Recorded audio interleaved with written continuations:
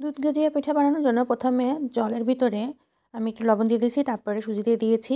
সুজিটাকে আমি কাই করে নিলাম, নামিয়ে একটু ঠান্ডা হতে দিলাম। এখন 700 ml দুধ আমি গরম করতে দিয়ে দিয়েছি, সাথে 2টো এলাচ দিয়েছি। সুজিগুলোকে আমি এখন খুব ভালোভাবে মথে নেব, মথে একটা ডো তৈরি করে নেব।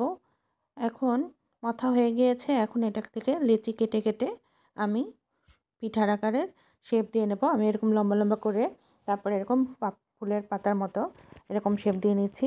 তোমরা যে যা যেরকম শেপ দিতে চাও সেরকম দিতে পারো। তো এরকম করে আমি সবগুলো করে নিয়েছি। এদিকে দুধটা বেশ ঘন হয়ে এসছে জাল হয়ে। আমি এখানে 1/3 কাপ মতো চিনি দিয়ে দিয়েছি, দিয়ে একটু নাড়াচাড়া করে নিলাম। দুধটা বেশ ভালোভাবে উতলে আসার পরে আমি পিঠা যেগুলো বানিয়েছিলাম সেগুলো দিয়ে দিলাম, হালকা হাতে নাড়িয়ে দিলাম। এবার এর ভিতরে আমি 4 চামচ গুঁড়া দুধ গুলে রেখেছিলাম সেটা দিয়ে দিলাম, দিয়ে একটু হালকা হাতে নাড়িয়ে নামিয়ে পেস্তা বাদাম দিয়ে দিলাম।